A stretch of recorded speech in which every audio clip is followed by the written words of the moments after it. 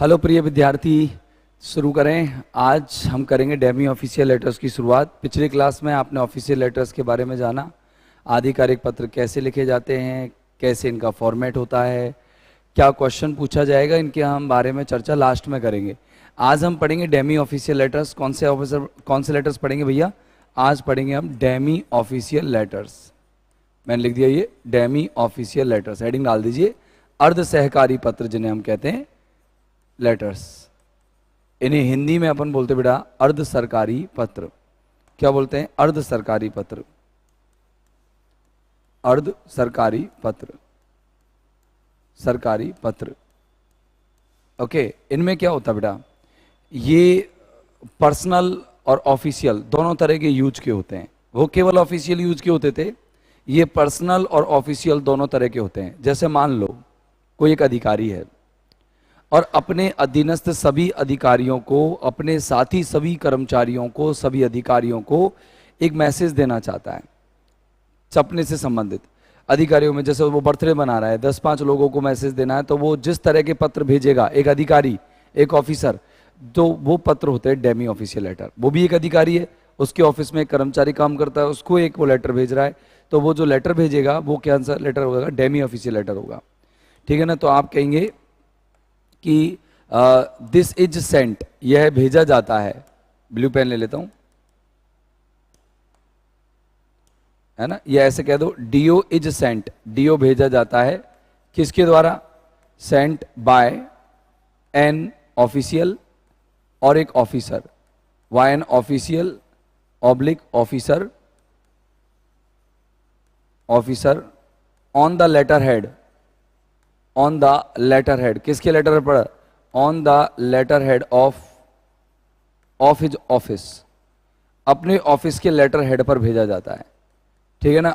ये मतलब उसका जो फॉर्मेट होगा, उसमें जो ऊपर ही ऊपर हेडिंग डलेगी वो उसके ऑफिस की होती है, किस डिपार्टमेंट का है। जैसे मान लो कि अपन का जलदाय विभाग यानी वाटर डिपार्टमेंट इस लेटर को इशू करता है, तो ऊपर लिखा रहेगा कि वाटर डिपार्टमेंट या वाटर डेवलपमेंट या जल विकास योजना या जल सिंचाई जो भी परियोजना है वो है, या फिर कोई भी ऐसा आ जाए वाटर, जैसे वाटर कंजर्वेशन डिपार्टमेंट, जल संरक्षण विभाग, और उधर लिखा रहेगा आगे दौसा या कोटा या जयपुर जो भी है, और वो डिपार्टमेंट, और फिर आएगा भारत सरकार, राजस्थान सरकार, जो भी कुछ देना चाहे वो दे सकता है। तो ऊपर जो है लेटर हेड होगा वो उनका होगा, जिसमें फैक्स नंबर, ईमेल आईडी वगैरह सब कुछ उसके अंदर होगा। तो दूसरा, इट या डीओ इज सेंट, डीओ भेजा जाता है। किसको भेजा जाता है बेटा? DO is sent to a senior, SENIOR senior, comma junior. ठीक है ना? या फिर क्या अपन जो काम करते कुलीग, COLLEAGUE, कुलीग। एक जूनियर को, सीनियर को या कुलीग को भेजा जाता है, सहकर्मी को भेजा जाता है, सीनियर जूनियर, है ना? और इसका जो यूज होता है दूसरा, DO is sent less for official purpose. इसको ऑफिशियल पर्पज के रूप में कब भेजा जाता है? लेकिन इसको अपन कहते हैं पर्सनल पर्पज के लिए, but more for personal use, इसको पर्सनल पर्पज के लिए भेजा जाता है। इसका उद्देश्य पर्सनल होता है, व्यक्तिगत होता है। इसको इंडिविजुअली भेजा जाता है। भाई मेरे घर में शादी है ना, मेरे घर में शादी है, तो मैं उस शादी में उन सारे कर्मचारियों को इनवाइट करना चाहता हूं, तो मैं इंडिविजुअली उनको अपने लेटर हेड पर जो एक डेमी ऑफिशियल जो एक लेटर भेजूंगा वो भाई इनवाइट करने के लिए, वो क्या होगा, या इन्फॉर्म करने के लिए। मान लो किसी व्यक्ति विशेष की सैलरी में हमने बढ़ावा किया है, या उसके प्रमोशन बढ़ाया है, या उसका पद बढ़ाया है, तो उसको हम पर्सनली जो एक लेटर भेजेंगे वो उसमें डेमी ऑफिशियल लेटर के अंतर्गत आता है। ठीक है ना? तो ये क्या है, ये जो डीओ इज सेंट, डीओ भेजा जाता है, is sent for the following purpose, जो नीचे दिए गए पर्पज है उनके लिए भेजा जाता है। बताओ सर पर्पज कौन कौन से हैं? भाई कौन कौन से उद्देश्य होते हैं जिनके लिए भेजा जाता है? बताओ कौन कौन से उद्देश्यों के लिए भेजा जाता है बेटा? एक तो इसका पर्पज होता है फॉर इन्विटेशन, है ना, निमंत्रण के लिए। आप इन्विटेशन देना चाहो किसी को तो आप दे सकते हो इसके माध्यम से। ठीक है ना? दूसरा, इन्फॉर्मिंग अबाउट, अगर आपको इन्फॉर्म करना है किसके बारे में, इन्फॉर्मिंग अबाउट, अबाउट किस किस के बारे में, promotion, promotion demotion, promotion demotion, demotion और अप्रेजल। अगर किसी का अप्रेजल लगा है, मतलब किसी की तनख्वाह में वेतन वृद्धि हुई है, तो अप्रेजल के लिए भी इसको भेजा जाता है, अप्रेजल। भाई अगर अगर मान लो किसी व्यक्ति की तनख्वाह बढ़ा दी गई, किसी पद की तनख्वाह बढ़ा दी गई, तो उसको अपन भेज देंगे भैया आपकी तनख्वाह से इतने की जाती है, ठीक है ना। इसके बाद में तीसरा, इसमें क्या होता है कि ये क्या है, एक इंडिविजुअल कॉन्वर्सेशन होता है, इंडिविजुअल कॉन्वर्सेशन, इंडिविजुअल कॉन्वर्सेशन। इसके अंदर सीक्रेट जो होते हैं, सीक्रेट मैसेज होते हैं जो इंडिविजुअली भेजे जाते हैं, secret messages only for receivers, केवल रिसीवर के लिए भेजे जाते हैं, सीक्रेट मैसेज होते हैं। जैसे जो ही नहीं पढ़ ले, बस इसमें ये होता है कि सीक्रेट मैसेज भेजे जाते हैं रिसीवर के लिए। अब वो किसी प्रकार का हो सकता है, एक टारगेट दिया जा सकता है, उनको टास्क दिया जा सकता है, मिशन दिया जा सकता है। जैसे मान लो कोई सीबीआई ऑफिसर है या सीबीआई का ऑफिस है बहुत बड़ा, तो उसमें जो सीनियर ऑफिसर होगा वो अपने जूनियर ऑफिसर को एक मिशन टारगेट कर सकता है, तो उसके लिए वो डेमी ऑफिशियल लेटर भेजेगा, राइट। तो डेमी ऑफिशियल लेटर में वो उसको पूरी जानकारी देगा, भैया कि तुझे ये करना है, इस तरह की चीज़ें आपको करनी है। इसका एक क्या है, इसका जो एक सिस्टम है वो इट डज नॉट हैव, इसके पास नहीं होता है अ फिक्स्ड फॉर्मेट। क्यों नहीं होता इसके अंदर एक फिक्स्ड फॉर्मेट? क्योंकि पर्सनल भेजा जाता है, अपने व्यक्तिगत उद्देश्यों के माध्यम से आप इसको भेज सकते हैं, राइट। ये इसके अंदर एक फिक्स्ड फॉर्मेट नहीं होता है। फिर भी इसका जो एक लमसम फॉर्मेट होता है वो मैं आपको बता रहा हूँ, ज़्यादा बड़ा टॉपिक नहीं है, ये बहुत छोटा टॉपिक है।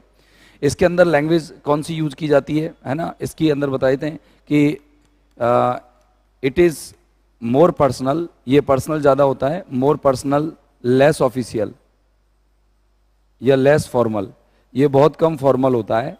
इसके अंदर जो है आम बोलचाल की जो लैंग्वेज होती है वो यूज की जाती है। It is written in colloquial language, इसको एक कॉलोक्यूअल लैंग्वेज में लिख सकते हैं आप, आम बोलचाल की भाषा में, रिटन इन कॉलोक्यूअल। जबकि फॉर्मल लेटर को आप कॉलोक्यूअल लैंग्वेज में नहीं लिख सकते। कॉलोक्यूअल क्या होता है? आम बोलचाल की भाषा बेटा। कॉलोक्यूअल लैंग्वेज का मतलब होता है आम बोलचाल की भाषा, है ना, कॉलोक्यूअल लैंग्वेज, LANGUAG। इसको एक कॉलोक्यूअल लैंग्वेज में लिखा जाता है बेटा, है ना। इसको अपन ऐसे जैसे ऐसे नहीं लिख सकते, मतलब ऐसे फॉर्मली नहीं लिख सकते, इसमें कॉलोक्यूअल लैंग्वेज यूज की जाती है। इसके अंदर जो होता है आपके प्रोनाउंस जो यूज होते हैं वो आपके फर्स्ट पर्सन प्रोनाउन यूज होते हैं, first and second person pronounce, ठीक है ना। तो ये लिखेंगे अपन, जैसे अपन ने कल लिखा था कि first and second person pronouns are used. First and second person कौन कौन से? First and second person pronouns are used, है ना, प्रोनाउंस आर यूज्ड, ठीक है बच्चों, प्रोनाउंस आर यूज्ड। इसके अंदर फर्स्ट और सेकंड पर्सन के प्रोनाउंस जो है वो यूज किए जाते हैं। कोई दिक्कत है? बात समझ में आ गई? जैसे आई, वी और यू, इनके यूज यहाँ पर किए जाएंगे, आई, वी, यू। ज़्यादातर तो आई और यू का ही यूज किया जाता है, ठीक है ना, वी का यूज रेयर होता है, लेकिन अपन इसको बोलेंगे फर्स्ट और सेकंड पर्सन प्रोनाउन में लिखा जाता है। ओके, अब इसका जो इसमें अंदर क्या होता है, इसमें देखो, इसमें अपन जैसे मान लो कोई बहुत ही अपन नाम जानते हैं उसका, तो अपन लिख सकते हैं कि डियर मिस्टर, जैसे नाम जानते हैं किसी का तो सैल्यूटेशन में लिख सकते हैं। पहले इसके मैं वो लिख देता हूँ पॉइंट्स की, पॉइंट्स क्या क्या आएंगे। तो एक बार आपको मैं फॉर्मेट दिखाता हूँ, फिर पॉइंट्स ले लेते हैं अपन। एक बार फॉर्मेट दिखाता हूँ, देखो ये फॉर्मेट है, एक छोटा सा फॉर्मेट है, ये देख लीजिए। देखो सबसे पहले पाकिस्तान की अपन ने गवर्नमेंट ले ली, गवर्नमेंट पाकिस्तान की जगह अपन कोई और ले लेते हैं, ठीक है ना। ये लीजिए, पाकिस्तान की गवर्नमेंट की बजाय अपन कोई और गवर्नमेंट ले लेते हैं। ये लो, पाकिस्तान की गवर्नमेंट तो हमने हटा दी, कोई भी और गवर्नमेंट ले लीजिए और फिर मिनिस्ट्री ले लीजिए उसकी। फिर आप किस मतलब फ्रॉम कौन सा, जो फॉर्म में पोस्ट आ जाएगी, मतलब कौन से फ्रॉम, कोई भी व्यक्ति है, नाम ले लेंगे अपन, फ्रॉम दिस व्यक्ति मिस्टर फलाना, और पद उसका ये आ गया, टेलीफोन नंबर ये आ गए। फिर डेमी ऑफिशियल नंबर अपन को लिखना होता है, डेमी ऑफिशियल नंबर, और किसको दे रहे हैं अपन, जैसे किस पर्पज के लिए दे, डिपार्टमेंट भी दे सकते हैं, ये लिख दिया। सब्जेक्ट लिख सकते हैं, माय डियर के बाद आपको वो व्यक्ति का नाम लिखना होता है, और व्यक्ति के नाम नहीं लिख सकते तो आप उसको पद का नाम लिख सकते हैं, है ना। तो जैसे अपन मैं आपको बता दूंगा क्या क्या लिखते हैं, कैसे कैसे लिखते हैं। तो ये इस तरह का एक छोटा सा फॉर्मेट होता है, यहाँ पर name of the officer, officer का नाम होता है विद रिगार्ड्स, ठीक है ना। अब मैं आपको इसको थोड़ा सा, देखो ये फॉर्मेट अपने आप चेंज भी हो जाता है, तो मैं हल्का फुल्का आपको बताना चाह रहा था, बाकी का जो एक्चुअल फॉर्मेट है मैं वो आपको बता रहा हूँ। देखिए इसके अंदर जो पॉइंट्स लिखे जाते हैं वो पहला लिखा जाता है आपको हेडर। आप हेडर हेडर होता है जिसमें आता है address of office, address of office of the office. इसके अंदर ऑफिस का तो एड्रेस आ जाता है, सबसे पहले हेडर के अंदर आता है ऑफिस का एड्रेस। दूसरी चीज इसके अंदर आती है थोड़ा सा जो सेंडर है ना, सेंडर उसके बारे में आता है, sender's detail, sender's detail, sender की डिटेल आ गई, ठीक है ना। ओके, सेंडर कौन भेज रहा है। तीसरा सैल्यूटेशन, सैल्यूटेशन से पहले सब्जेक्ट, सब्जेक्ट आ गया। फिर और उससे पहले भी एक चीज और आएगी, रुको, डेमी ऑफिशियल लेटर आएगा, डीओ नंबर आएगा, डीओ नंबर। और डीओ नंबर के अलावा इसमें आपको यहां पर साथ में डेट भी देनी पड़ सकती है, कब इशू किया है, ठीक है ना।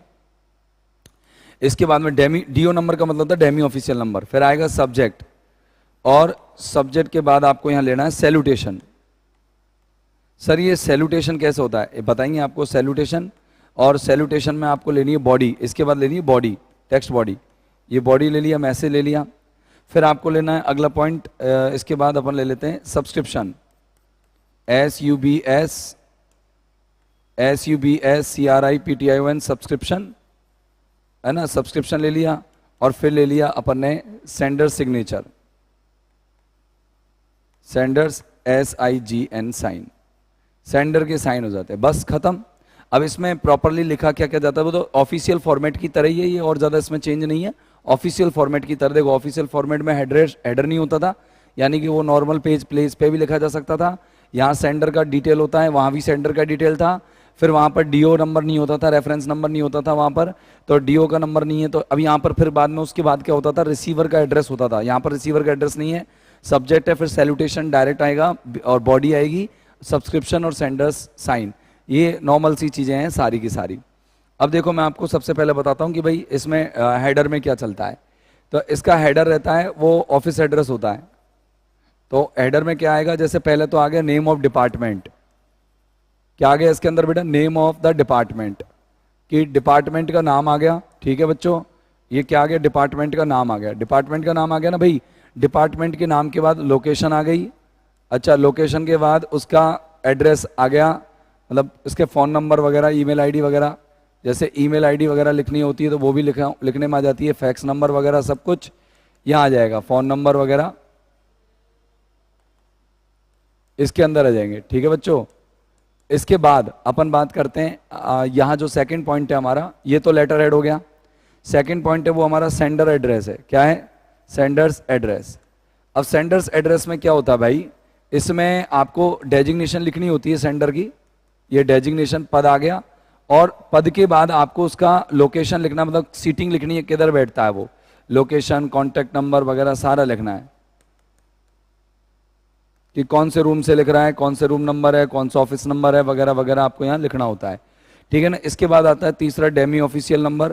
तो डेमी ऑफिशियल नंबर में आपको कुछ लिखना, यहाँ पे तो अपन को लिखना नहीं है, बाकी डेमी ऑफिशियल नंबर में वहाँ पर ऑफिस जनरेटेड नंबर होते हैं कि आप ये कौन सा लेटर भेज रहे हैं, तो वो नंबर होता है। अब उस डेमी ऑफिशियल नंबर को भी जो सेट किया जाता है वो क्रमांक, फिर वर्ष, फिर महीने का कोड, फिर बाद में दिन, इस तरह से लिखा जाता है कौन सा जो है आपने डेमी ऑफिशियल लेटर भेजा है, कौन से वर्ष का है, पहले तो कौन से महीने का है, फिर कौन से महीने के बाद कौन से वर्ष का है, फिर कोई कोड हो ABCD वगैरह कुछ जो, वो कोड भी दिए जा सकते हैं। चौथा आता है इसके अंदर सब्जेक्ट।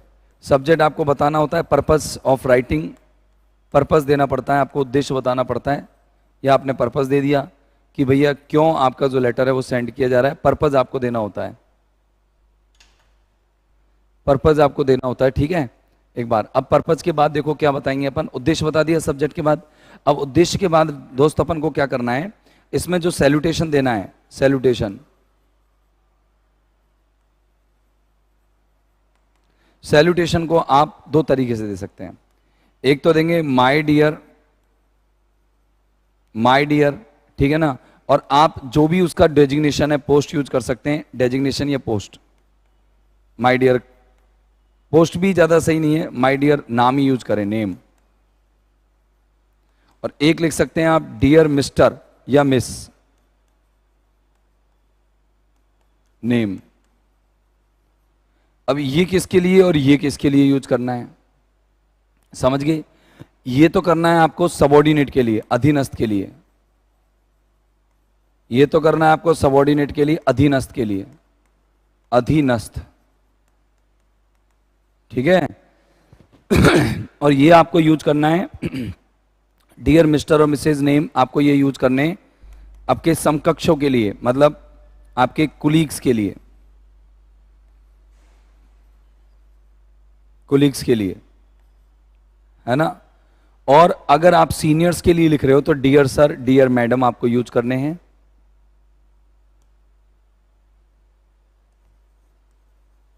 डियर सर और डियर मैडम ये आपको यूज करने हैं अपने सीनियर के लिए, ठीक है ना मैडम।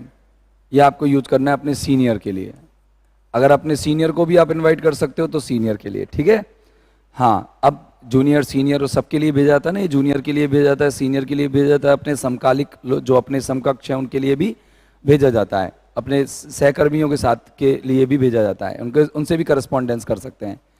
फिर ये क्या पर्सनल करस्पॉन्डेंस होता है, तो पर्सनल टाइप से इस मैसेज को टाइप किया जाता है, hi I think you are very good, you are in a very good state there and I hope you will feel a lot of pleasure at hearing this news वगैरह वगैरह। आप properly इसको personal बना करके लिख सकते हैं। इसके बाद अपन टेक्स्ट बॉडी आ गई, टेक्स्ट मैसेज आ गया। टेक्स्ट मैसेज के बाद अपन को जो इसके अंदर तैयार करना है डेमी ऑफिशियल लेटर के अंदर, ये आपको इसके अंदर जो मेन पॉइंट होगा वो होगा सब्सक्रिप्शन। तो सब्सक्रिप्शन में क्या लिखना होता है, इसमें सब्सक्रिप्शन, इसमें दोस्त सब्सक्रिप्शन में लिखना होता है आपको योर्स सिंसियरली, हमेशा ये लिखना है, योर्स सिंसियरली ही लिखना है। योर में एस लगेगा, ऐसे योर बिना पोस्ट ऑफ वाला, सिंसियरली का एस स्मॉल आएगा। और फिर यहाँ पर आएगा ऑफिसर सिग्नेचर या फिर अधिकारी के जो हस्ताक्षर हैं वो यहाँ आ जाएंगे, signature. Okay, is it okay भाई? कोई डाउट तो नहीं है आप लोगों को? कंप्लीट है। अब आप इस पूरे फॉर्मेट को एक बार मैं बना के दे देता हूं यहां